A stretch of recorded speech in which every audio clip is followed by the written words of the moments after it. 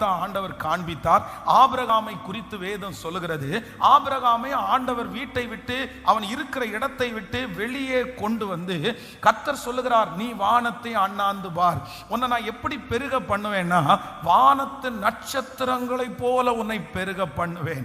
அதே போல கர்த்தர் கீழே தரையில கொண்டு வந்து, நீ பார்ப்பா இந்த பூமியினுடைய இந்த மணலை பார், இந்த மணலை போல உன்னுடைய சந்ததியை நான் பெருக பண்ணுவேன். அப்போ பரிசுத்தவான்களுக்கு ஆண்டவர் வந்து அவர்களை பெருக பண்றதற்கு, வளர்றதற்கு ஏதோ ஒன்றை ஆண்டவர் காமிச்சு, இந்த மாதிரி நீ வளருவ, இந்த மாதிரி நீ உயர்வ அப்படின்னு ரொம்ப மேன்மையானதை ஆண்டவர் அவர்களுக்கு முன்பாய் காண்பித்தார்.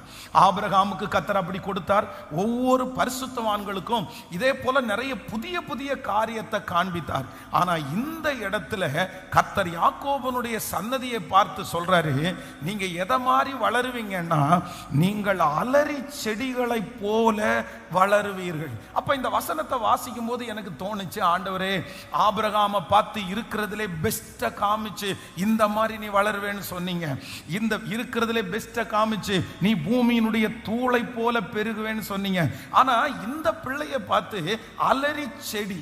அப்ப இந்த அலரி செடி அப்படின்னு சொன்னா, செடி அப்படின்னு சொன்னாலே நம்முடைய பார்வைக்கு வந்து அது ரொம்ப ஒரு பெரிய விஷயமா நம்ம எடுத்துக்க மாட்டோம். அதனால இப்படி சொல்றீரே அப்படின்னு பார்க்கும்போது அதனுடைய இந்த அலரி செடியினுடைய ஆழத்தை நாம் பார்க்கும்போது ரொம்ப வித்தியாசமா இருந்துச்சு. அதனால ஆண்டவர் இன்றைக்கு நமக்கு கொடுக்கிற ஒரு நல்ல வார்த்தை, நீங்கள் நீர்க்கால்களின் ஓரத்தில் உள்ள அலரி செடிகளை போல வளருவீர்கள்.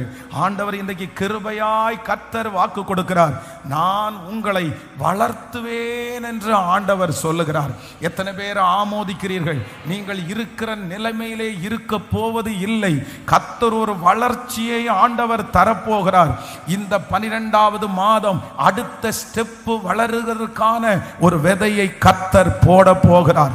அடுத்த படி நீங்கள் வளர போகிறீர்கள். 11 மாதத்தினுடைய வளர்ச்சியை விட இந்த கடைசி மாதத்தினுடைய வளர்ச்சி அதிகமாக போகிறது. உங்கள் குடும்பங்களை கர்த்தர் வளர்த்துவேன் என்று வாக்கு கொடுக்கிறார். உங்களுடைய வருமானத்தை ஆண்டவர் வளர்த்த போகிறார். நம்புறவங்க ஆமோதிச்சு, நம்முடைய ஆவிக்குரிய வாழ்க்கையிலே கர்த்தர் ஒரு வளர்ச்சியை கர்த்தர் தரப்போகிறார். ஆமேன். தன் காலத்திலே ஆமேன் தன் கனியை தந்து இலையுதிராதிருக்கிற மரத்தை போல இருப்பான். நம்முடைய ஆண்டவர் வளர பண்ணுகிற ஆண்டவர். வேதம் சொல்லுகிறது, மோசே ஆண்டவர் 3 மாதம் யாரு